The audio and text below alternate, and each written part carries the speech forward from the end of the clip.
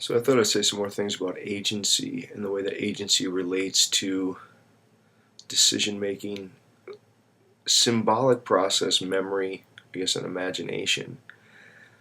Um, I think there are people who, it's part of the larger culture. They seem to think that the two options are something like a wholly deterministic universe, which kind of makes it seem as if there's just predestination. Everything is unfolding in a causal chain where there isn't anything that one can ever do that wasn't predetermined by the moment's articulation. So it's as if the illusion is sort of this, what I guess, an epiphenomenal experience of deliberation and choice, but it's already predicated upon like one's brain already having chosen for oneself in a kind of causal deterministic fashion. And again, people are trying to give this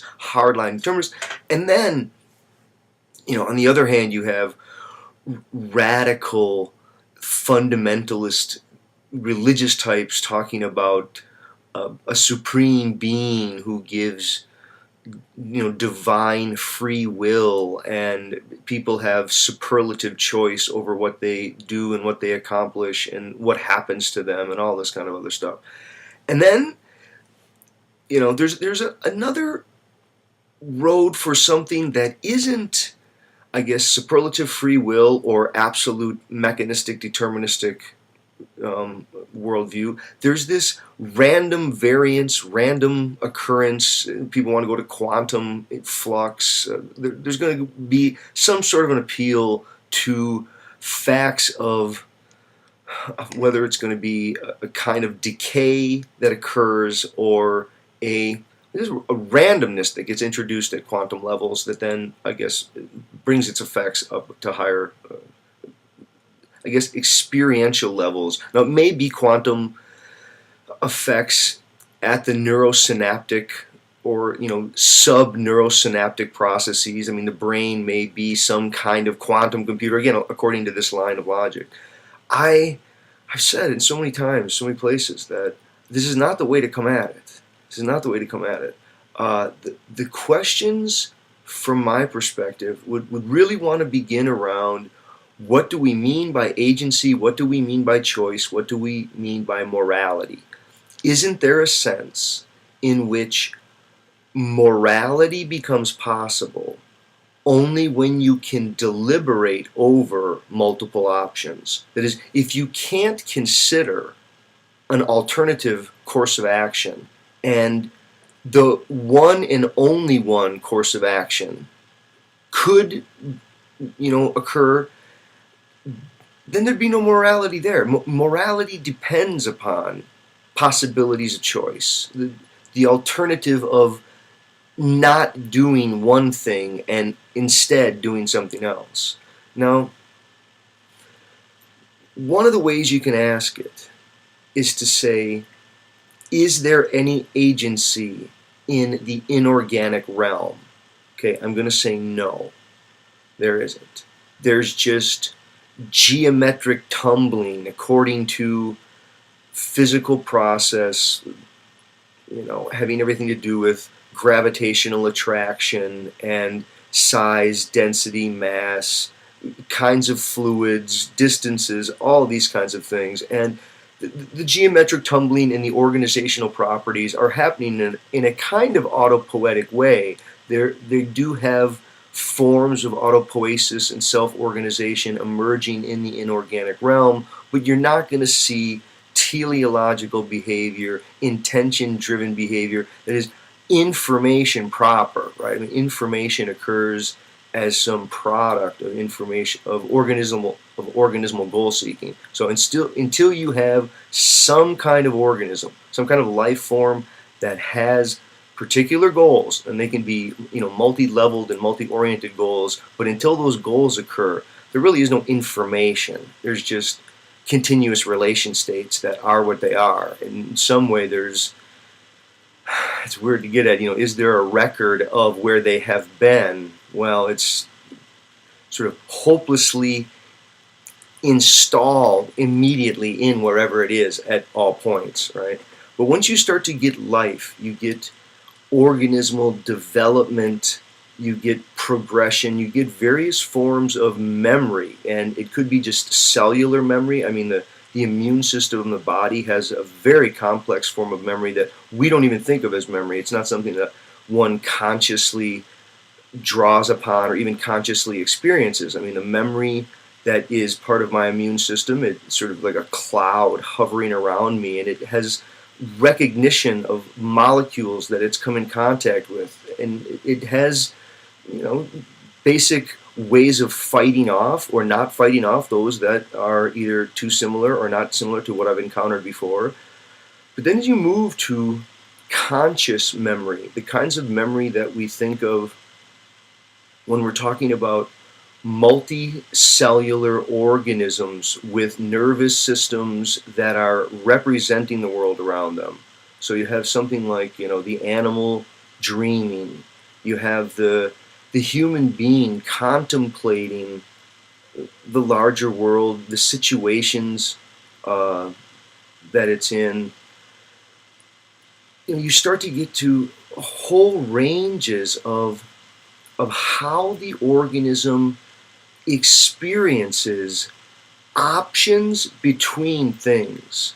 So now part of it is just, you know, if you think about any organism that roves through space. So I'm not talking about plants or fungi, which I guess are kind of trapped in some way. So their agency is highly delimited, whereas a free roving organism that has the agency enough to flee from predators and to seek out prey or just to seek out food, to forage for food. You know, the organism, it makes various amounts of decisions on which way to go, where to go, and now these decisions are, we'll say, radically preconditioned by obviously a bulk of genetic you know, sort of hard-line genetic predispositions, instincts.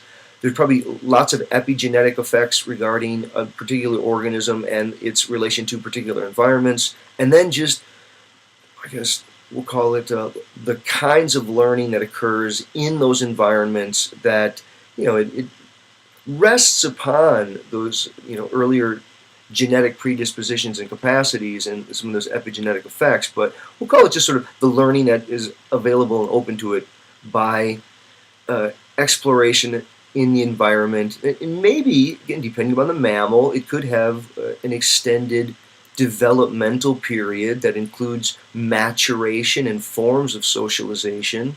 Right? I mean, I think this is true for, again, many higher animals, especially as you get to primates.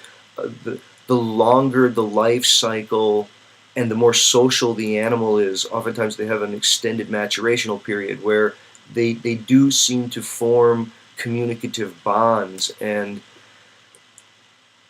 again, these aren't really, from my perspective, these are preconditions and groundings for kinds of agency, but they're not the kind of agency that I'm yet interested in. I'm interested in the kind of agency that really begins with language. And, you know, when did language start? There's going to be a lot of haggles, everywhere from 100,000 years ago to 50,000, maybe 10, maybe 5, maybe literacy. See, now literacy gets to be even more so what I would want to force the issue as agency begins to be radicalized and gets off the ground. So I'm going to rephrase everything I've just said and try to jump into this more directly. So instead of trying to talk about this metaphysics of, is the cosmos fundamentally determined and everything in it equally determined, or is everything just random and just, you know, is randomness the condition, or is it some superlative free will that comes from God on high? Let's get at different ways that different kinds of organisms have opened to more or less ranges of agency. And when I say agency, I mean openness to space and time, openness to the past and to the present and the future. The future becomes more and more open into options. The present becomes elongated. We've got to get at this elongation of the present, and the past becomes more subject to learning, more open to, I guess, reflection and deliberation that can carry over into strategic harnessing in future interactions. And so much of this really has to do, as I say, with just language. So when you learn a language, now you don't get any choice in the language that you learn. You sort of fall into the culture that you fall into and you're caught speaking that. But once you get older and you can talk to yourself, you can right now, anyone who's listening to this, if you're able to listen to this, you can rigorously, if you go attempt to try, you can try and rigorously attempt to learn another language.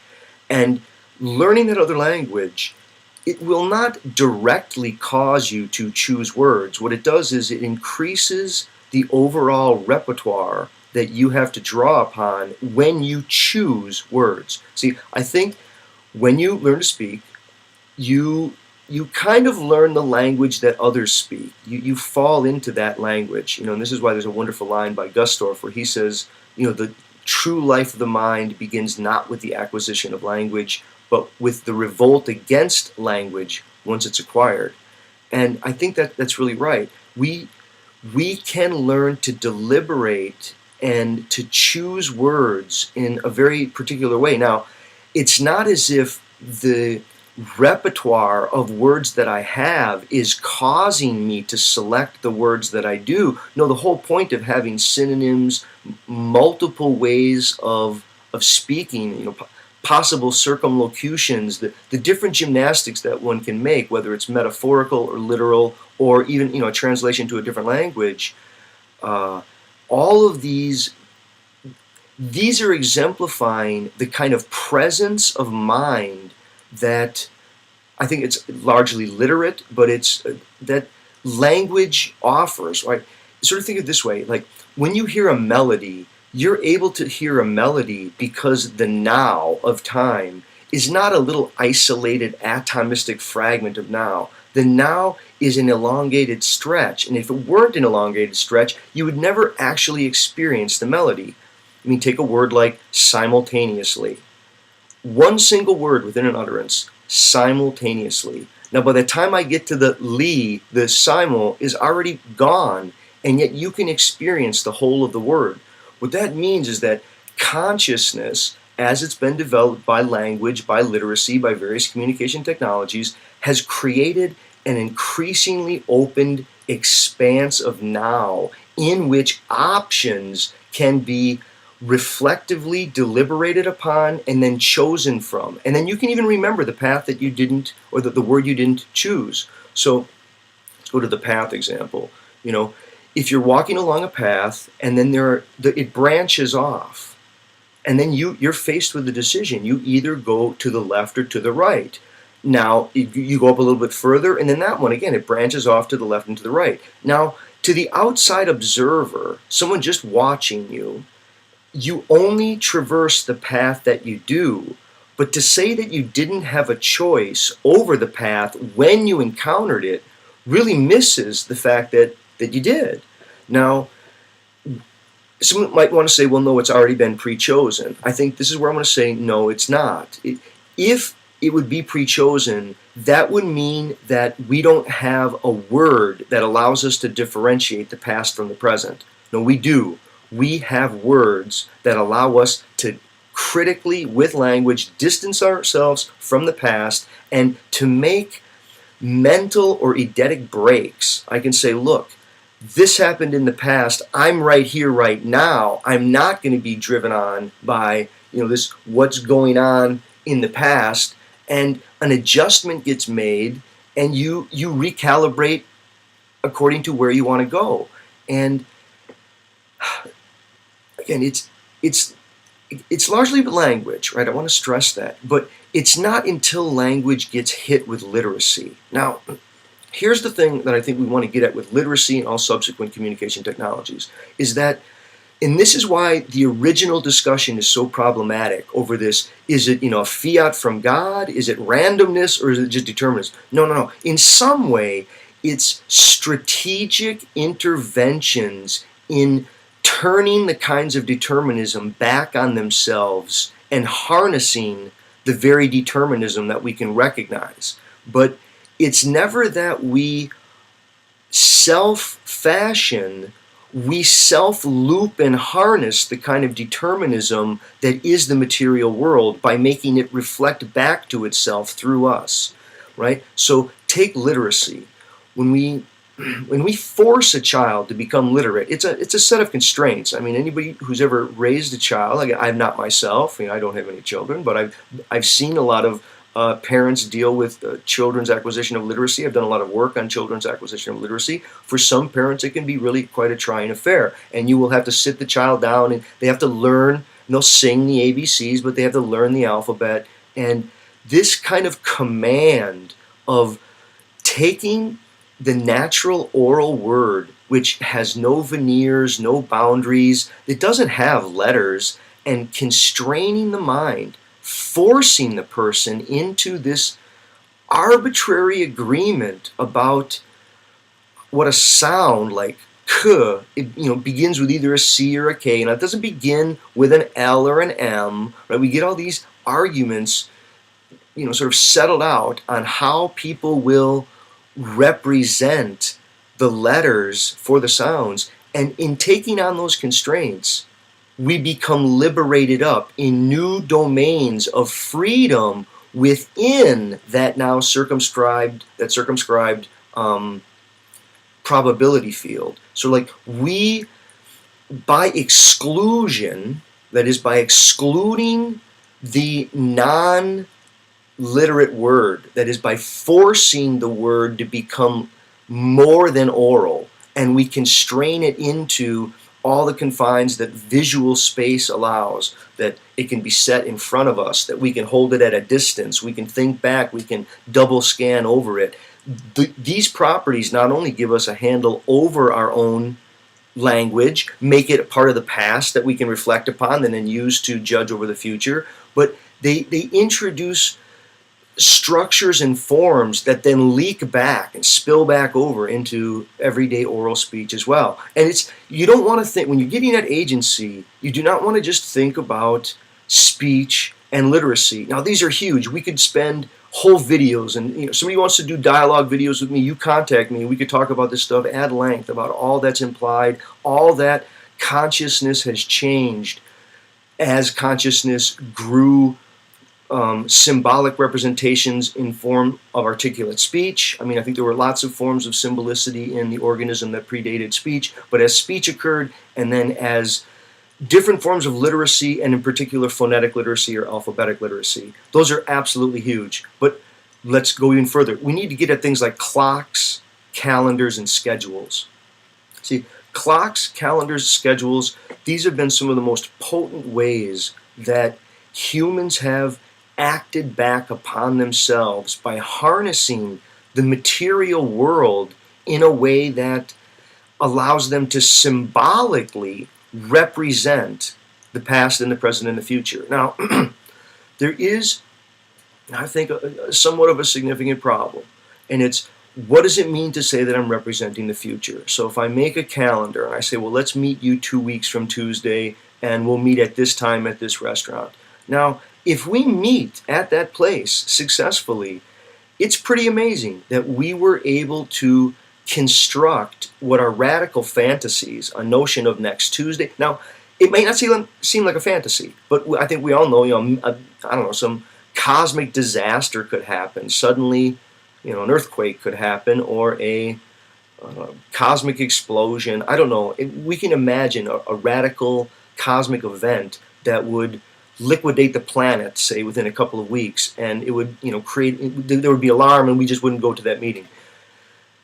We can even imagine, the world's not here, and there are people who are saving up for their retirement, and then they won't get any retirement at all. Now, does that mean that the future that they were planning for wasn't real? No, it means that now we would revise our notion of the future according to all the events that are happening. But the fact is that we can plan for what we're calling the future. There's the difference between what we call memory and what we call the future, it's, or I'm sorry, between memory and imagination is that we remember the past and we imagine the future. But it doesn't mean that imagination is phony. It means that the future is a possibility that we're moving toward, and this is the whole point, is that people can act with regard to possibilities. So when I say that there's an agency, I'm saying that there is a possibility that I'm moving toward. And I think to the hardline physicist, the hardline materialist, they're going to say, well, there is no such thing as a possibility. There's only the reality of the past. Or if anything, there's the coagulated record of the past, but there's really just the present. To which I want to say, no. What we have with the complexity of human nervous systems, once they've been coupled with very abstract representational systems like clocks, calendars, and schedules, they have enabled a whole series of interconnected, it has to do with money and networks and stock markets and futures and people's mortgages. There's all kinds of things interwoven, interconnected, that are, they're a massive probability field under which agency gets exercised. And to people who pretend that there is no agency, I think part of the temptation of the computer age is to reintroduce a kind of hard determinism that allows those who create the computer programs to let other people just operate within the probability fields that they've created. Language itself is its own kind of structured probability field. Literacy gives more structure, introduces more agency, more depth and capacity for long-term thinking, as well as openness to past. Each subsequent communication technology, they all affect and impact what agency is and what we mean by agency. But people who want to understand agency, this is where they want to go. You want to understand communication technologies, go check out the Media Ecology Association. Okay, thanks.